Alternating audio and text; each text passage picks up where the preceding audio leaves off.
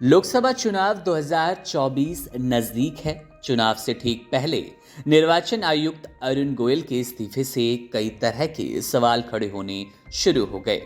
उनका अभी 3 साल का कार्यकाल बाकी है, लेकिन उनके इस्तीफे की वजह अब तक साफ नहीं हो पाई।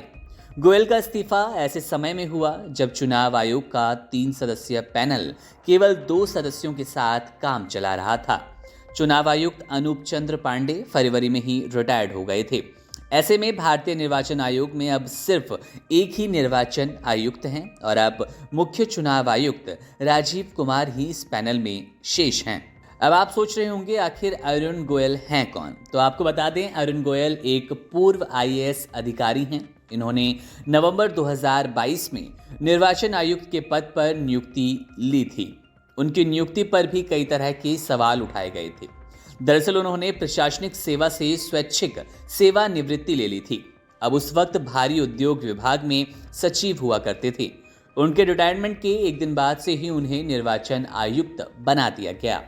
अरुण गोयल का जन्म 7 दिसंबर 1962 को पटियाला में हुआ। वे पंजाब कैडर के 1985 बैच के आईएएस अधिकारी थे। गोयल कैम्ब्रिज यूनिवर्सिटी से डेवलपमेंट इकोनॉमिक्स में ग्रेजुएट हैं। इसके अलावा हार्वर्ड यूनिवर्सिटी में पढ़ाई कर चुके हैं। भारी उद्योग मंत्रालय में रहते हुए गोयल ने भारत में ई व्हीकल के लिए काफी काम किया है। उन्होंने प्रोडक्शन लिंक्ड इंसेंटिव योजना की भी शुरुआत की। वे लुधियाना और बठिंडा जिलों में निर्वाचन अधिकारी के पद पर काम कर चुके हैं। पंजाब के प्रधान सचिव रहते हुए उन्होंने चंडीगढ़ और अन्य कई शहरों के लिए मास्टर प्लान तैयार किए थे। 2022 में चुनाव आयोग में आने के बाद विवाद हो गया था। मामला सुप्रीम कोर्ट पहुंच गया था। उनकी नियुक्ति में की गई जल्दबाजी पर सवाल उठाए गए। हालांकि शीर्ष न्यायालय ने इसमें दखल देने से इनकार कर दिया था। आपको यह भी बता दें कि निर्वाचन आयोग में रहते हुए वे किसी तरह के विवाद में नहीं रहे।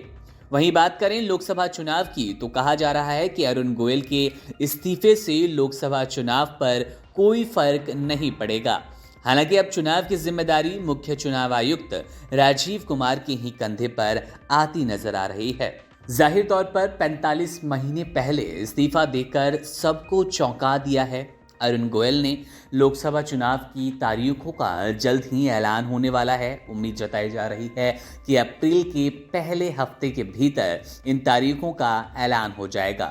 वहीं पर कांग्रेस सवाल कर रही है क्या इन्हें चुनाव लड़ना है, जिसके चलते इन्होंने इस तरह से इलेक्शन कमीशन छोड़ने का मन बना लिया। पहले ही आईएएस का पद छोड़कर ये चुनाव आयोग में आए थे और चुनाव आयोग को इस तरह से छोड़ा है, तो इसके पीछे क्या मंशा है? तमाम अटकलें लगाई जा रही है। तमाम पार्टियां अपने अपने कयास सिद्ध और साबित करने की कोशिश कर रही है, लेकिन अभी इस्तीफे की कोई खास वजह सामने निकल कर नहीं आई है।